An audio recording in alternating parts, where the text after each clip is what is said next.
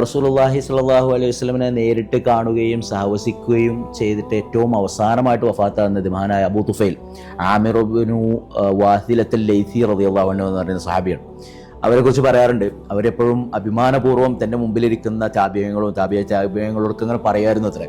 അതായത് അള്ളാഹുവിൻ്റെ റസൂലിനെ കണ്ട ഏക വ്യക്തി ഇപ്പം ഞാനാണ് ഈ ഭൂമിയിൽ മുകളിൽ ജീവിച്ചിരിക്കുന്നതിൽ ഞാൻ മാത്രമേ ഉള്ളൂ എന്ന്. കാരണം അത് അവർ അഭിമാനപൂർവ്വം പറയായിരുന്നു അത്രേ. കാരണം മറ്റൊരാളില്ല ഭൂമിയിൽ. അതൊരു വല്ലാത്തൊരു സ്ഥാനമായിരുന്നു. കാരണം ഞാൻ മാത്രം അള്ളാഹു റസൂലിനെ കണ്ടിട്ട് നിങ്ങൾ ആ ഒരു റസൂലിനെ കണ്ടിട്ടില്ല എന്ന് പറയാൻ ഒരാൾക്ക് കഴിയാന്ന് പറയും. അതായിരുന്നു അദ്ദേഹത്തിൻ്റെ ഒരു പ്രത്യേകത. അദ്ദേഹമാണ് ഏറ്റവും അവസാനമായിട്ട് വഫാത്തായ സഹാബി എന്ന് പറയും.